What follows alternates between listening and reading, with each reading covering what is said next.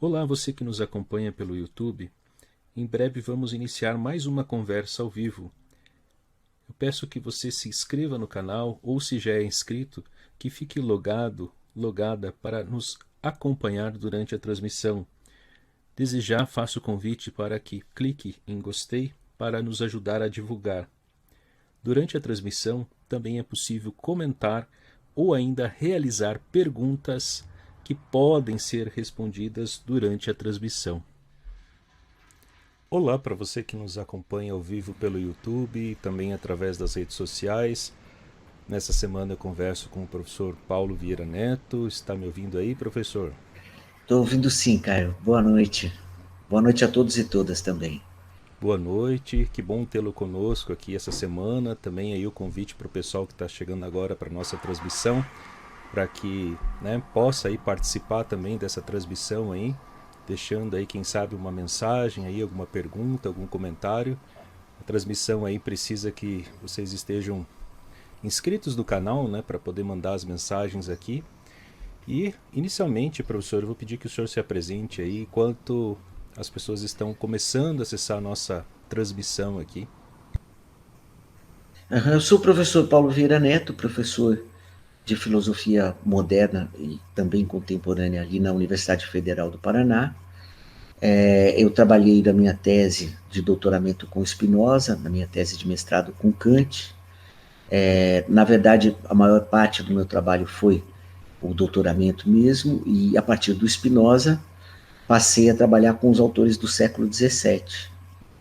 Como o Spinoza é um autor muito especial e muito relido pela contemporaneidade, o trabalho que eu já fazia com Spinoza acabou me levando a um passeio pela história da filosofia, a partir dos leitores do próprio Spinoza, passei um pouco pelo idealismo alemão e agora pelas leituras contemporâneas dele.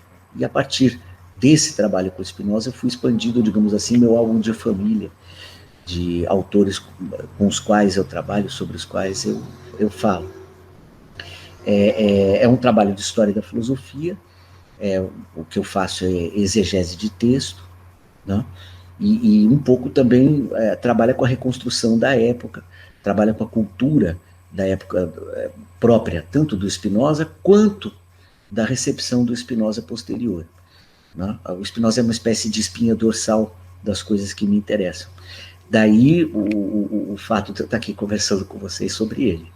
Né? A ideia é tentar nós conversarmos um pouco sobre por que um autor como ele causa todo esse interesse e retorna frequentemente para o assunto filosófico, para a pauta do assunto filosófico. Né?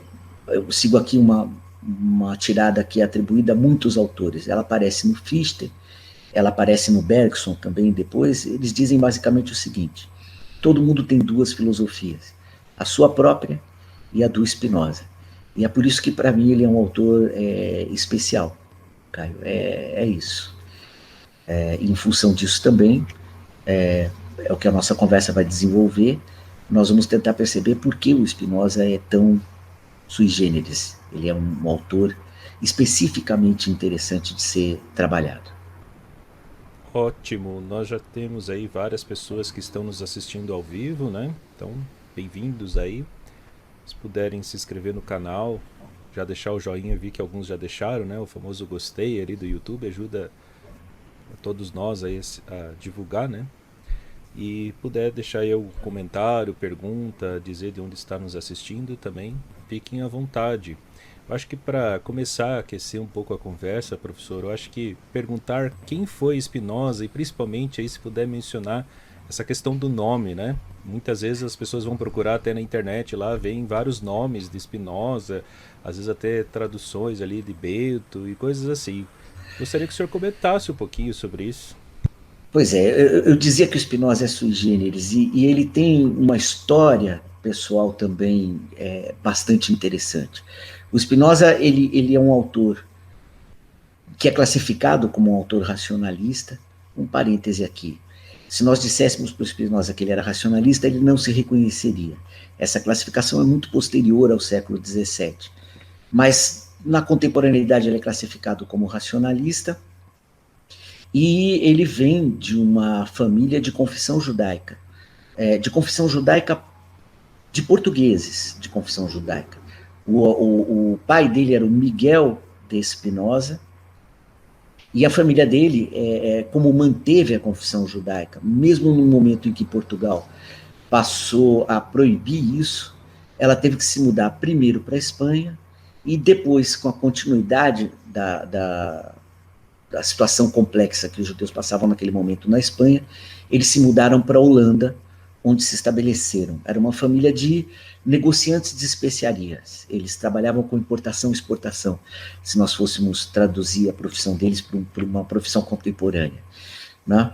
E em função disso eles podiam mudar de país como mudaram, mas sempre países com uma frente para o mar.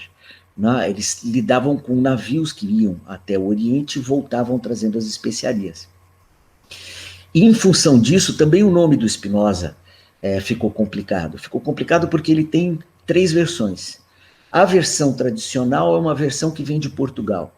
Quer dizer, se nós fôssemos traduzir o nome hebraico do Spinoza para a primeira versão dele, que é a versão portuguesa, nós escreveríamos o nome dele com ES, E-S-P-I-N-O-S-A, Espinosa. Né? E o primeiro nome dele, que é Baruch, em hebraico, é o nome hebraico, seria traduzido por Bento. Então, digamos que em português de Portugal, que seria a primeira língua a qual a família dele pertencia, o nome dele seria Bento de Espinosa. Espinosa com S nos 2 casos.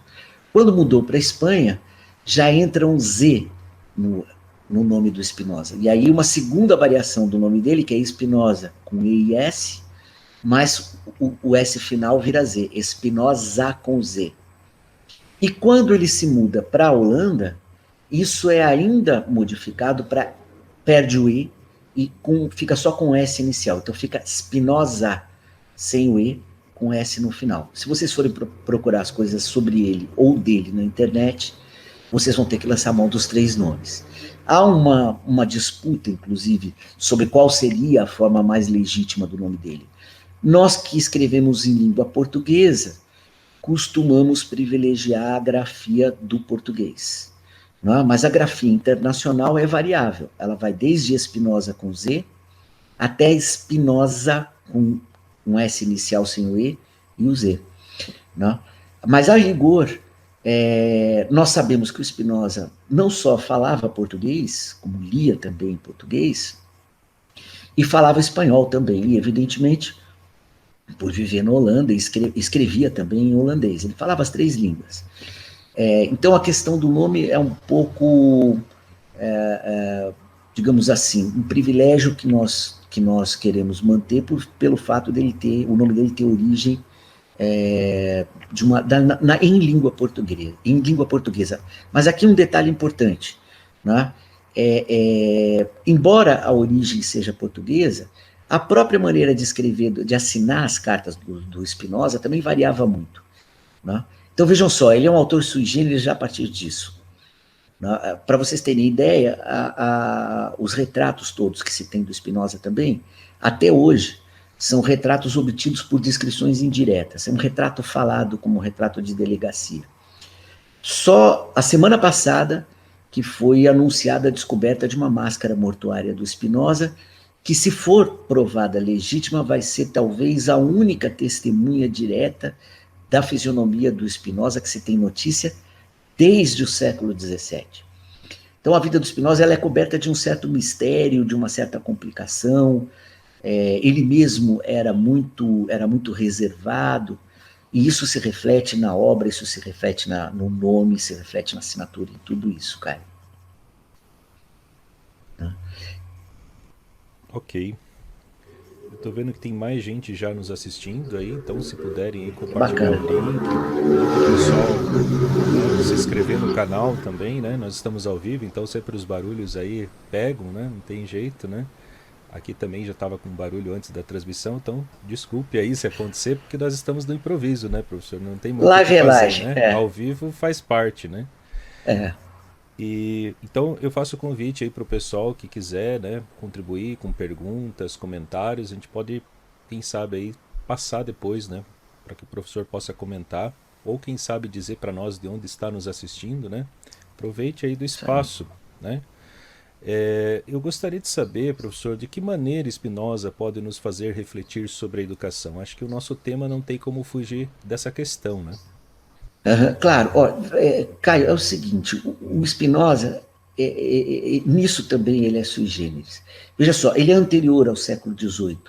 Então, a ideia, digamos assim, assumida de uma educação universal, de uma educação que fosse formação de todos para a cidadania, que é uma ideia que se confirma no século XVIII, ela já está presente no Spinoza. O Spinoza já pensa a educação como alguma coisa de acesso universal. Quer dizer, a ideia é que uma população educada é uma população livre, porque é uma população capaz de exercer os seus direitos políticos e ser crítica. Né? Vejam, isso é um avanço gigantesco com relação ao papel da educação, como ele chega até o século XVII.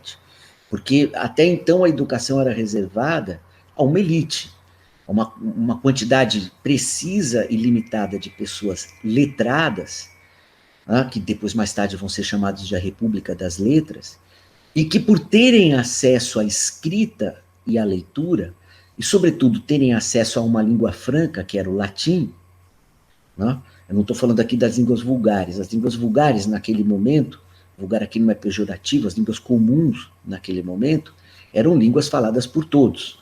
Mas a língua intelectual era o latim, se escrevia e se lia em latim. O Descartes começa a mudar um pouco isso, alguns autores poetas e depois alguns autores filósofos, e depois alguns autores cientistas também começam a mudar isso no século XVII, e o Spinoza já está nesse movimento. O Spinoza escreveu algumas coisas em holandês, que era a língua do lugar onde ele vivia naquele momento em que ele escrevia, né? Mas a maioria da obra do Spinoza está escrita em latim. E é claro que alguém que escreve nessa língua está pensando como ele vai ser recebido. Isso significa que o Spinoza tinha, sim, a ideia da necessidade de uma formação geral das pessoas. Por outro lado, a gente tem que pensar algumas peculiaridades do que acontece ali no momento em que ele está escrevendo. Ele e o Descartes, em particular os dois, fazem filosofia fora da universidade. O Spinoza teve um conselho de ir dar aula em Heidelberg, e teve o convite explícito da Universidade de Heidelberg para ir dar aula lá, e ele recusa. Ele recusa porque ele julga que o fato dele dar aula em uma universidade ia tirar a liberdade de pensamento, a liberdade de expressão que caracterizava os seus escritos. Né? Na verdade, a gente tem que pesar isso um pouco. O Spinoza não está recusando com a ida para a universidade a ideia de que ele não pudesse ter um papel na educação formal das pessoas. O que ele está recusando com isso é a ideia de que o ensino escolar daquele momento do século XVII, que era um ensino para uma elite, fosse um ensino que interessasse para a divulgação da própria filosofia dele, ou do estilo filosófico do qual ele fazia parte, porque o próprio Descartes também faz filosofia fora das universidades europeias. Tá? Então, o que acontece? O Spinoza tem uma visão de educação que é uma visão leiga, não elitista, e, de alguma maneira, ligada à tarefa política e à tarefa também moral de formar um cidadão, concedendo a esse cidadão o estatuto de alguém que pensa livremente, de alguém que pensa de forma não sectária, de forma racional, e que é capaz de, pelo seu próprio pensamento, adquirir um estágio de maioridade. O que eu quero dizer aqui com maioridade? Ele se torna responsável pelas suas próprias ações, se torna capaz de argumentar a favor dos seus valores, dos seus interesses, da sua atuação política e social. Isso, para o século XVII, é uma concepção bastante avançada. É uma concepção bastante avançada. Então, e é nesse horizonte que o Spinoza vai sempre pensar o papel que a educação tem na emancipação intelectual, política e ética do seu leitor. É uma educação, pelo que nós vemos, por exemplo, no teológico político, de um caráter amplo. O Spinoza, ele conhece matemática, ele é um bom matemático, um bom geômetra. O Spinoza conhece física. Aliás, ele conhece a física de ponta da época, porque o Spinoza era polidor de lentes. E como o uso da luneta, o instrumento telescópio, o instrumento microscópio, ele é desenvolvido a partir do século XVI, ele está ali no começo do século XVII, nós podemos pensar que o Spinoza lidava com objetos tecnológicos de ponta. Hoje em dia, se nós pudéssemos traduzir a profissão do Spinoza, ele trabalharia com computadores, com chips de computador de última geração. Ele era isso. E era famoso por isso. O Leibniz, por exemplo, vai visitar o Spinoza com a desculpa, ele vai conversar sobre filosofia certamente, mas com a desculpa de aprender com o Spinoza a receita de uma lente. O Spinoza sabia fazer cálculos matemáticos para produzir lentes ópticas, né? Então ele tem essa formação toda, e ao lado disso, ele tem também uma formação humanista bastante forte, no sentido tradicional da palavra. Quer dizer, ele conhece hebraico, certamente ele tinha noção de grego, e certamente ele conhecia muito bem o latim, além do holandês, do espanhol e do português. Há uma desconfiança de que ele não lesse inglês, mas, no entanto, há uma correspondência dele com membros da Royal Society, e há notícias dele recebendo obras do Boyle, por exemplo, e assim por diante, escritas em latim, é verdade. Mas, pelo menos nas correspondências, ele deveria também arranhar algumas outras, digamos assim, algum conhecimento de inglês ele deveria ter. E certamente porque o Descartes, que foi um autor que ele leu bastante, escreveu em francês, ele também lia francês. Então vocês podem imaginar, é uma educação, digamos assim, isso pressupõe a ideia de uma formação bastante rigorosa, tanto do ponto de vista técnico, como nós vivemos hoje em dia, quanto do ponto de vista humanista, né? E não há no Spinoza uma distinção entre essas coisas. Toda essa formação, do ponto de vista do Spinoza, certamente, era o kit básico que alguém deveria possuir para poder entrar na discussão política, religiosa, ética, moral, física, que caracterizava o tipo de filosofia e literatura que se desenvolveram ali com aquela geração de pessoas no começo do século XVII. Essa formação, a formação do Spinoza, ela é nebulosa também. Nós sabemos que ele foi aluno de um grande professor hebreu chamado Van den Enden. O Van den Enden, tanto quanto o Spinoza, foi também excomungado, portanto ele era um bom aluno do Van den Enden, e a obra do Van den Enden é pouco conhecida por nós. Há especulações de escolas até hoje para saber exatamente o que o Van den Enden produzia. O que ele escreveu, e ele era importante, ele escreveu em segredo e circulou entre os alunos dele. Mas certamente na escola do Van den Enden, o Spinoza teve a oportunidade de uma formação impressionante. Se vocês pegarem o teológico político, vocês percebem que o Spinoza está lendo o Velho Testamento tranquilamente em hebraico. Aliás, além disso, o Spinoza escreve também uma gramática da língua hebraica para permitir as pessoas lerem o Velho Testamento no original, né? E, portanto, ele tem uma relação com a educação que antecipa um pouco, se vocês quiserem, o que vai acontecer no século XVIII. A ideia é que a educação tem que ser robusta, tem que ser uma educação ampla, humanista, que prepara o educando para lidar com as questões práticas, imediatas, tanto do meio técnico, tanto do mundo técnico e do mundo do trabalho ali, onde a pessoa vai exercer sua profissão, polidor de lentes, mecânico, construtor, arquiteto e assim por diante, quanto do ponto de vista humanístico, onde ele vai conhecer a cultura, a história dos povos, a literatura e as línguas, né? E, evidentemente, a filosofia. Né? Evidentemente, a filosofia, porque o Spinoza se assume como filósofo. Quer dizer, embora a profissão dele seja polidor de lente, a assinatura dele nas obras é a assinatura de um filósofo. É isso, Caio. Claro, veja, a especificidade também do como ele vai preconizar o que é uma boa educação, ela diz respeito às circunstâncias ali do século XVII. Ou seja, você tem a ideia de uma escola que é um pequeno grupo de pessoas, que tem um professor que é responsável pela formação dos seus alunos, no modelo tradicional. Mas o conceito de educação já é diferente, porque ele pensa a educação não como formação de uma elite, digamos, de juristas, médicos, físicos, filósofos, escritores, mas como a formação de cidadãos.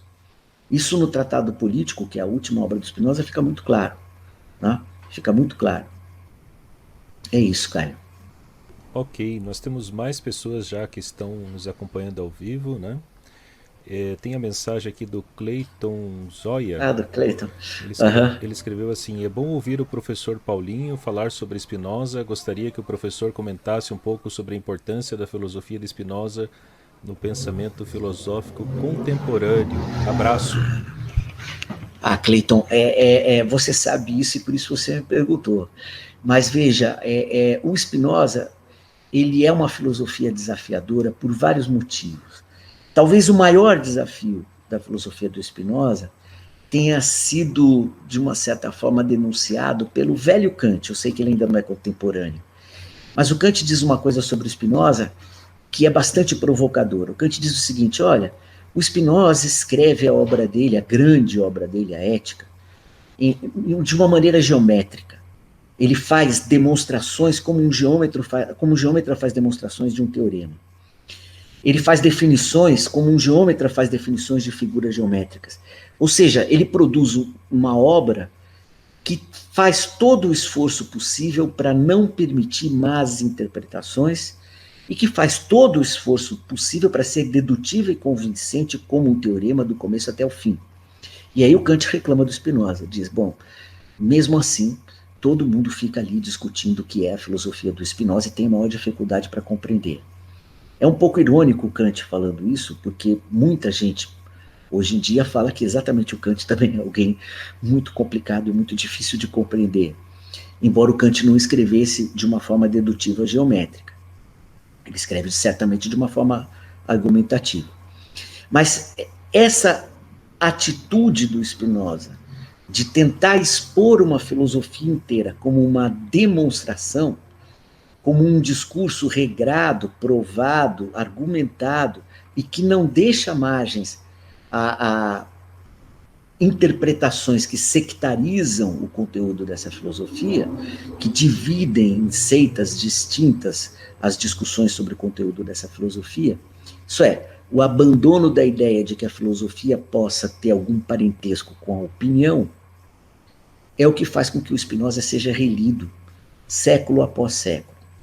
Eu dizia, por exemplo, não chegando ainda nos contemporâneos, mas no Fichte. O Fichte, na primeira formulação da doutrina da ciência, ele diz o seguinte, fala, olha, a filosofia do Spinoza é irrefutável. Se você aceita os princípios do Spinoza, o que se segue é consequência atrás de consequência, e você é obrigado a ser spinozano, a ser discípulo do Spinoza definitivo. Né? Por isso mesmo, diz o Fichte, o único jeito de lidar com o Spinoza é rejeitar a filosofia dele inteira. Ou seja, não aceitar nada. Né? Fala, é o único jeito de lidar com ele, porque ele é uma máquina demonstrativa. Essa característica do Spinoza, no entanto, é que faz com que ele retorne para outros autores. Se você for pegar a filosofia da diferença, todos os filósofos que são ali frequentadores da filosofia da diferença têm, cada um deles, uma interpretação própria do Spinoza. Mas, sobretudo o Deleuze. Eu acho que o Deleuze, dos autores contemporâneos, ele é talvez um dos responsáveis pelo renascimento do Spinoza. Isso, digamos, ali no final dos anos 50, começo dos anos 60. Né? a presença do Spinoza é muito grande na discussão daqueles autores da filosofia da diferença. Mas se você for para os alemães, se você não ficar com os franceses, bom, o Lacan era um leitor assíduo do Spinoza e de alguma maneira, o Lacan confessa isso em vários momentos dos seminários. O Lacan, inclusive, chega a dizer que a concepção de desejo da qual ele se serve, ela é completamente derivada do Spinoza. Então, o Spinoza tem essa presença. Os alemães também vão ter, eu citei dois, o Kant e o Fichte, mas os contemporâneos também são leitores. São leitores do Spinoza porque a recepção do Spinoza na Alemanha foi uma recepção que passou pelo Goethe, que passou pelo Lessing, que passou pelo Hegel. Então, para a própria formação de um filósofo alemão a respeito da sua história, ele leu o Spinoza também. O que é um fenômeno interessantíssimo. Para vocês verem, é um autor que vem de 1630 até hoje, 1640 até hoje, sendo relido. Então, retomando, a pergunta do Clayton era, o que faz ele ser interessante para os contemporâneos? É justamente o fato dele ter uma filosofia demonstrativa e, ao mesmo tempo, ter produzido uma filosofia completamente única, inclassificável. Não é? Ela não cabe em nenhuma das classificações padrão da história da filosofia, ela desafia todas. Né? E a filosofia da diferença e outras filosofias acabam sempre comprando esse caráter inclassificável do Spinoza para se mostrarem também filosofias que escapam do padrão normal, da tradição da história da filosofia. O Spinoza é, por excelência, um filósofo antitradicional. Ele não cabe em nenhuma tradição. Isso faz ele ficar interessante desde o século XVII até hoje. Ele não cabe em nenhuma rubrica. É isso, Caio. Ok. Bom, nós temos aí sempre, quando se fala em educação, elementos que são políticos e também, por que não, éticos, né? Então, vou unir aqui algumas questões, né? Quais seriam, né, os aspectos políticos e éticos, né, da filosofia de Spinoza, e eles teriam aí algum impacto na formação de sociedade? Sim. Primeiro, olha só, continuando esse comentário do caráter sui generis do Spinoza. Ele defende, e eu acho que é possível a gente ver isso presente na obra política dele, ele defende uma construção política popular e democrática em pleno século XVII na Holanda. Quer dizer, no momento em que estavam se formulando as políticas de caráter hobbesiano, que estavam ali pensando o Estado do seu papel absoluto, a soberania no seu papel repressor, o Spinoza está dando um passo atrás, está discutindo com Hobbes, discutindo até certo ponto com Maquiavel, mas aí muito mais próximo do Maquiavel do que do Hobbes, e pensando uma república popular, democrática. Ele está pensando isso. O que já é excepcional em pleno século XVII. Em segundo lugar, o Spinoza está pensando uma reforma do direito e uma reforma das instituições públicas no século XVII, que torna todas elas também, não só o governo e a república, mas as instituições elas mesmas, democratizadas e dotadas de uma participação popular. Né? O quanto ele está pensando a participação popular é uma coisa que os especialistas podem discutir, mas pelo tom da obra a gente percebe que é da forma mais ampla possível. Mas o Spinoza está pensando o seguinte: um governo, um projeto político só é estável se ele é capaz de incluir todos aqueles que são súditos do seu poder de se exercer como governo. Quer dizer, portanto, o Estado mais estável é aquele mais includente. Né? Isso em primeiro lugar. E daí a gente já começa a perceber o papel da educação, porque essa inclusão envolve a formação de todos aqueles que fazem parte do jogo político, portanto, de todos os cidadãos, e num caráter popular e includente de todos. De todos. Né? Então, o que o Spinoza está fazendo ali é uma construção única no século XVII. Ele é o único que está dizendo isso naquele momento. A tal ponto que um comentador dele, o Antônio Negri, chega a escrever um livro sobre o Spinoza com o título Anomalia Selvagem. Por que Anomalia Selvagem? Porque o discurso político do Spinoza rompe com o padrão dos discursos políticos do século XVII numa direção absolutamente selvagem e inesperada, na direção de uma democracia. E cá entre nós, não uma democracia no sentido clássico grego, não, mas uma democracia com inclusão de todos os cidadãos pertencentes ao Estado e com um projeto de formação desses cidadãos. Né? Isso do ponto de vista político. E do ponto de vista ético, a educação e a própria filosofia se tornam fundamentais, porque o exercício da filosofia é o exercício de correção, é o exercício de reflexão, que é absolutamente necessário para o exercício de uma vida feliz. Isso pode parecer um pouco autoajuda, e alguns detratores desse tipo de filosofia podem dizer, não, mas então ele está fazendo a filosofia para que as pessoas vivam melhor? E a resposta é sim, ele está fazendo uma filosofia para que as pessoas vivam melhor, e ele tem razões para isso. As razões são as seguintes. Primeiro, desde do Aristóteles e do Platão, é óbvio o vínculo entre a necessidade de pensar uma coisa como uma ética relacionada com uma vida feliz ou com uma vida virtuosa. E as duas coisas não são tão separadas. Uma vida virtuosa é uma condição para uma vida feliz. Isso já tradicionalmente. Mas, além disso, o que é ainda mais importante, a filosofia é o exercício pelo qual cada um dos agentes éticos que pensam sobre a sua própria vida avaliam as suas ações e avaliam a sua forma de vida. E é por isso que a gente tem que ter acesso à filosofia, a gente tem que ser educado para e pela filosofia. Porque essa reflexão é o que vai mostrar em cada caso o que diz respeito a cada uma das pessoas. E, portanto, não é estranho ao autor do século XVII pensar que a filosofia seja praticada e ensinada também para melhorar a vida das pessoas. Como é que eu distingo isso da autoajuda? A autoajuda ela é um gênero contemporâneo, literário, que é uma mercadoria inventada pela indústria cultural. E, portanto, a autoajuda cá entre nós, eu vou ser um pouco duro com isso, mas é uma mercadoria de consumo como qualquer outra, talvez até menos interessante que várias outras.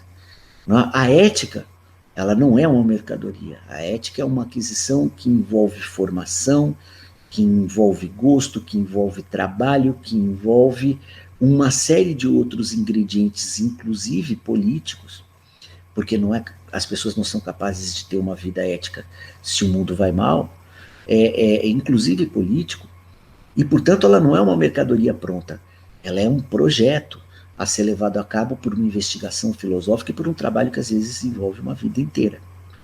Não? Envolve uma vida inteira. Por isso que a obra principal do Spinoza, ao invés de se chamar metafísica, se chama ética. Ética demonstrada à maneira dos geômetras. Por que ética? Porque a última camada da filosofia é uma maneira de desvendar de que forma o próprio leitor encontra a sua liberdade e a sua felicidade. Não? O leitor, a partir daquele exercício de reflexão todo, de todas aquelas demonstrações geométricas, o que ele encontra no final? Ele encontra o seu exercício singular, próprio, dele mesmo, que o leva à sua liberdade e à sua felicidade. Não? É completamente diferente, portanto, da autoajuda, no sentido de que isso não é um conselhozinho, digamos assim, costumeiro, montado a partir de uma opinião que virou um estilo e depois vai ser transformado em mercadoria. Não? É a recuperação mesmo de uma velha tradição que passa pelo Platão, pelo Aristóteles, pelos estoicos, pelos epicuristas e por todos os escritores morais até o final da Idade Média. Embora, de novo, a ética do Spinoza seja diferente um ponto. A ética do Spinoza faz questão de associar a investigação ética com a ideia de felicidade. A tristeza é um mau sinal para o Spinoza. A tristeza é um mau sinal. A perfeição ética e a prática eticamente regulada é imediatamente vinculada à fruição, ao gozo, à felicidade. Essa é uma marca registrada do Spinoza. E talvez por esse motivo ele retorne como uma leitura constante nas filosofias contemporâneas também. Porque não se trata de uma ética, ele abandona, por exemplo, completamente o papel teórico do conceito de culpa. Para o Spinoza, para a ética do Spinoza, culpa não quer dizer nada. Ele abandona completamente a ideia de castigo. O castigo e o prêmio são atitudes muito mais políticas num sentido complicado do que atitudes propriamente éticas. Quem pratica o bem não pratica porque vai ganhar alguma coisa com isso, algum prêmio.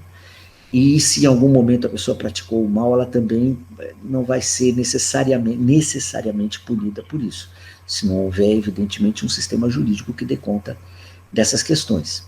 Aí é uma questão não mais da ética, mas do direito.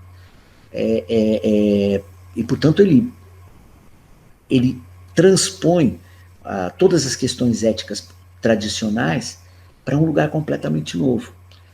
Esse lugar onde não tem culpa, não tem castigo e tem a felicidade. Ao mesmo tempo em que ele pensa, em pleno século XVII, uma política democrática de inclusão de toda uma população digamos assim, de vassalos, de cidadãos que devem a uma soberania, e pensa essa soberania como uma soberania republicana e democrática. Para um autor do século XVII, isso é interessantíssimo, e ele é único, né, nesse sentido. É isso, Caio. Ok, tem bastante gente já nos assistindo novamente, né? Então, Opa, legal. Para quem está chegando agora, a gente teve aí um problema de transmissão, né? Um problema técnico, mas o professor aí convidado já está novamente conosco aí, tá? Eu faço o convite para o pessoal se inscrever no canal, isso habilita aí o chat ao vivo, né? E quem sabe aí mandar uma pergunta, um comentário, né? Talvez uma sugestão, não sei, né? Dizer para nós de onde está nos assistindo, né? Eu vou seguir aqui, professor, né? Eu acho que o senhor poderia falar também sobre essa questão que envolve aí a essência e a existência em Spinoza, né? Esse foi o tema da minha tese, então essa questão eu tenho ela com muito carinho, porque veja, eu vou ligar essa questão menos ao peso metafísico dela e mais ao que a gente estava conversando. A gente tem no final da Idade Média, durante o Renascimento, sobretudo, inclusive, nas disputas teológicas de reformados e contra-reformados, o renascimento de uma forma de pensar a filosofia que era escolástica.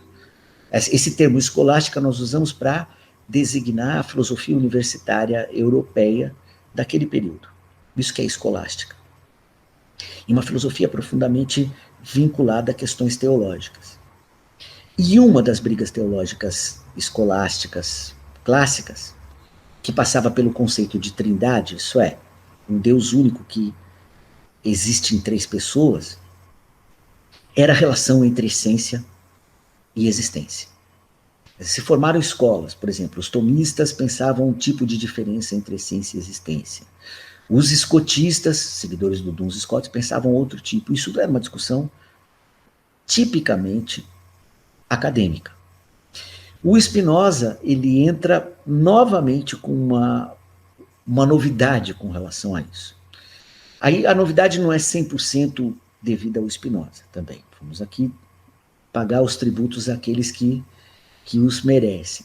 O Descartes já faz uma ruptura com a filosofia escolástica. Quando o Descartes está ali no discurso do método falando da filosofia da escola e duvidando dela, ele está duvidando dessa filosofia praticada na universidade europeia do século XVI e do começo do século XVII. O Spinoza também. Mas ele vai pegar essa discussão entre essência e existência, pelo menos foi essa a tese que eu tentei fazer, e vai levar ela para um novo lugar. Né? O Spinoza vai diminuir a distância com a qual tradicionalmente se pensava a relação entre essência e existência. Quando ele falar sobre aquilo que ele chama de Deus, eu digo aquilo que ele chama de Deus, porque a palavra Deus, ali no Spinoza, não corresponde à ideia do Deus teológico das Sagradas Escrituras. Quando ele for pensar aquilo que ele chama de Deus, ele vai preconizar que esse Deus, nele, a existência e a essência coincidem, e por isso ele é infinito, eterno, perfeito, mas não tem nenhum dos outros atributos antropomórficos do Deus tradicional. Isso é, Deus não vai ser pensado pelo Spinoza como alguém, um ser humano superpoderoso, velhinho, com a barba branca, que fala com as pessoas, nem nada disso. Ele vai ser pensado como uma coincidência entre essência e existência, com o perdão da rima interna, mas com o momento no qual essas duas coisas coincidem, e esse momento como sendo uma explosão de existência que se exprime, não cria, exprime no universo. Como essa explosão de existência é eterna, o universo também é eterno, não existe criação para o Spinoza. Não tem uma passagem do nada ao ser. Justamente porque a essência e a existência de Deus coincidem completamente, não tinham nada no começo. Tinham uma plenitude de essência se manifestando numa plenitude de existência, e tem isso o tempo todo. O universo, para ele, o real, para ele, é essa explosão, essa plenitude completa. Né? Daí vários intérpretes do Spinoza tentarem reduzir Spinoza ao panteísmo, dizendo, então a realidade é Deus, e essa explosão de plenitude é, na verdade, o corpo de Deus aparecendo para as pessoas. Tudo isso é discutível. A gente não precisa pensar o Spinoza confundindo as coisas do mundo com isso, no que a essência coincide com a existência. Isso quer dizer Deus. Mas, de qualquer maneira, a gente não precisando ser panteísta, a gente pode talvez compreender melhor a diferença que ele faz entre a maneira de existir de Deus, que é essa plenitude, e a nossa maneira de existir, que é um pouco diferente. Ela não é pior. Ela não é pior que a de Deus, não. Não tem uma hierarquia nisso. Mas para nós, a existência pode se descolar da essência. Nós temos uma duração limitada. Né? E isso na verdade, a constatação de que para nós, a nossa existência e a nossa essência podem se desconectar. No entanto, enquanto nós vivemos, o trabalho da ética consiste em agir como se a nossa essência se conectasse completamente com a nossa existência. Isso é, que aquilo que nós somos se expresse plena e completamente naquilo que nós vivemos e fazemos. E é para isso que a gente pensa uma ética, para isso que a gente pensa uma política, para isso que a gente pensa uma vida comum, em público, e é para isso também que a gente pensa uma vida pessoal. Então, esse tema da essência e da existência, ele é tomado da escolástica tardia e levado para esse novo lugar, que é o lugar dessa nova filosofia do século XVII, essa ruptura que o Spinoza faz com a filosofia escolar. É isso, Caio. Ok. Nos comentários aqui, nós temos a Debbie Eidan. Isso, né? Isso. Muito boa apresentação do professor Paulinho, é sempre uma satisfação. Parabéns pela live. Obrigado, Debbie. Muito obrigado. É um prazer para mim também conversar com vocês. Então, Spinoza fazia parte de uma comunidade judaica, né? De que maneira a sua fé influenciou o seu pensamento? Essa questão é muito boa, Caio, porque veja só, o Spinoza foi excomungado. E se você vê os termos da excomunhão na época do Spinoza, a comunidade judaica do século XVII era bastante aberta e bastante flexível. Para que a pessoa não fosse excomungada, bastaria que ela assumisse em público que aquilo que ela disse que causou o processo de excomunhão era complicado e que ela não acreditava muito naquilo, que podia ter um erro lá.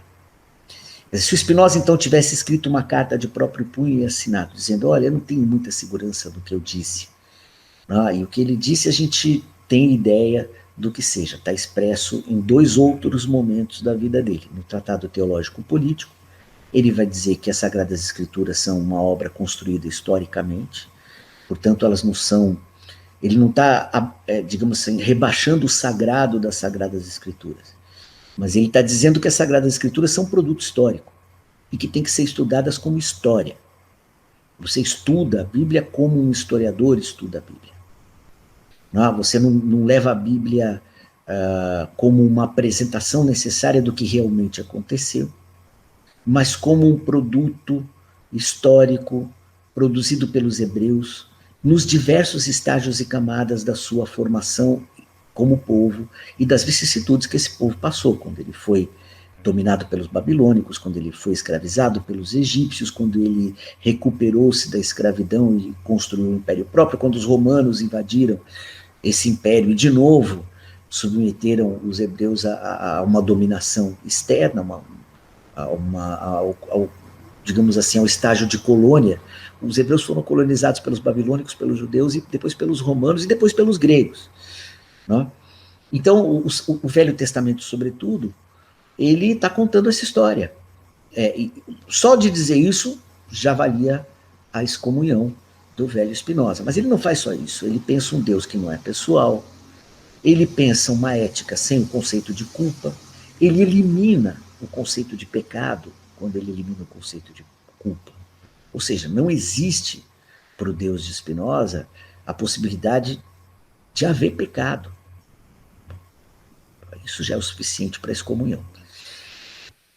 A comunidade judaica, então, entra com o processo de excomunhão, certamente por posições semelhantes a essas aqui que a gente acabou de expor, e ele não volta atrás. Ele não pede perdão e ele não abandona as posições dele. Ele fala, não, eu acredito nisso.